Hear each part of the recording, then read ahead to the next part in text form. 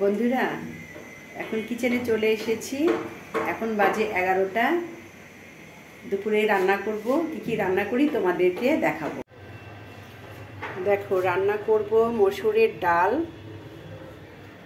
আর এখানে সব সুন্দর করে কেটে ধুয়ে গুছিয়ে নিয়েছি।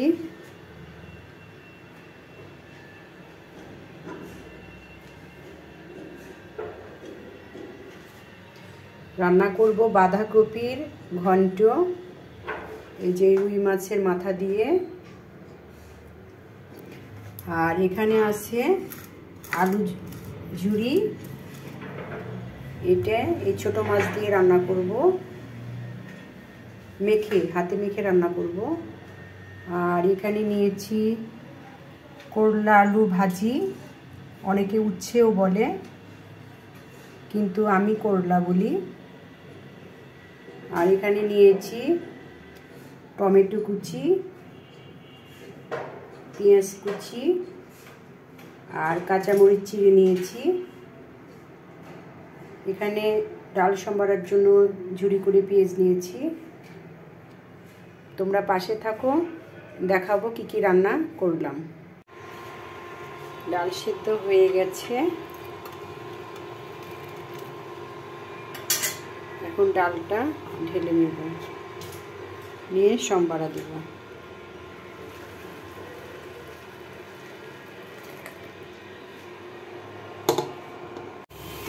ডাল সম্বরার জন্য পেঁয়াজ, রসুন, কাঁচামরিচ, পাঁচফোড়ন ভেজে নিয়েছি। এখন দিয়ে দিব।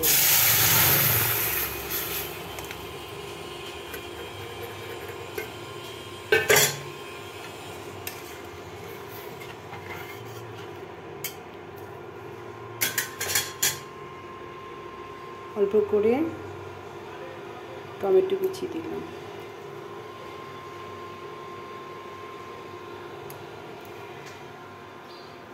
এখন ফুটে উঠলে নামিয়ে নেব।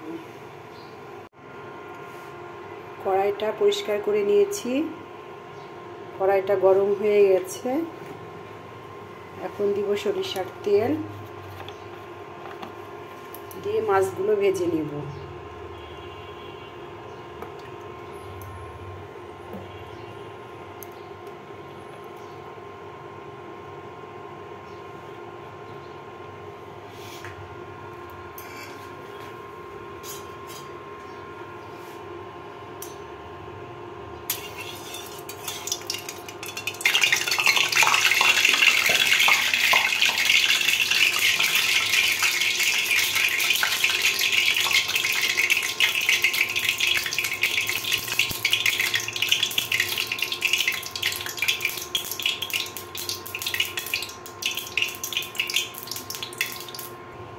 গরম হয়ে গেছে তেল, এখন মাছ দিব।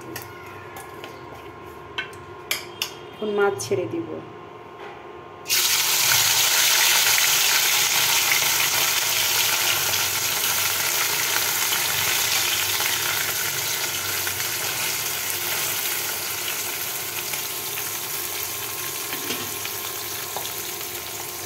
খুব বেশি মাছ দিব না, দুবারে মাছ ভেজে নেব।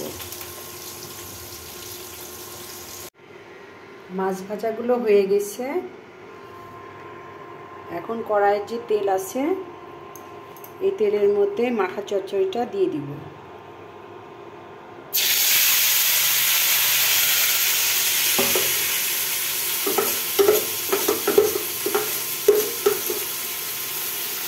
এর মধ্যে দিয়েছি আলু কুচি, কাঁচামরিচ, পেঁয়াজ, অল্প একটু হলুদ, লবণ আর একটুখানি আদা পেস্ট আর জিরার গুঁড়ো।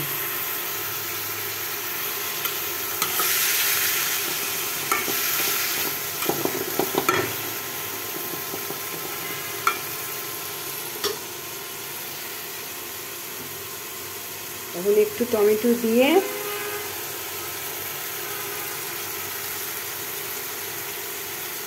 আর জল দিব না, ঢেকে দিব।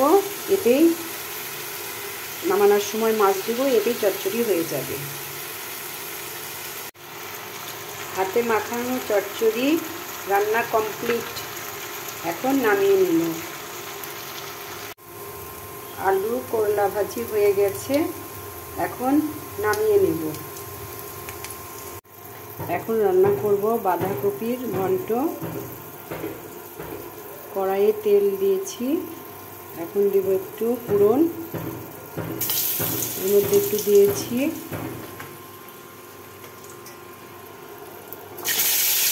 আলু, একটা কাঁচামরিচ আর একটু দারচিনি। এটা ভালো করে ভাজা হয়ে গেলে এর মধ্যে কপি দিব। কপির ঘন্ট প্রায় হওয়ার মধ্যে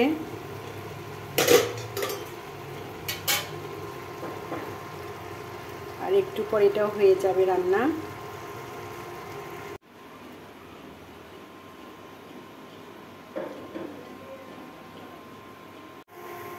বাঁধাকপির ঘন্ট রান্নাও প্রায় হয়ে গেছে। এখন একটু গরম মশলার গুঁড়া দিব,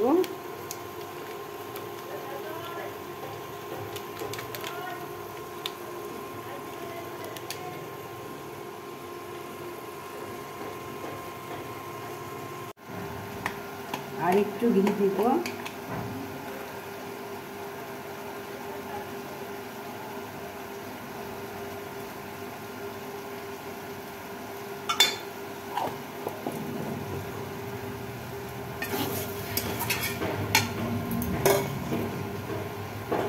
কপি রান্না হয়ে গেছে, নামিয়ে নেব। এখন বাজে প্রায় 2:30টা, দুপুরের খাবার খাবো। আজকে এই পর্যন্ত, ভালো থেকো, টাটা।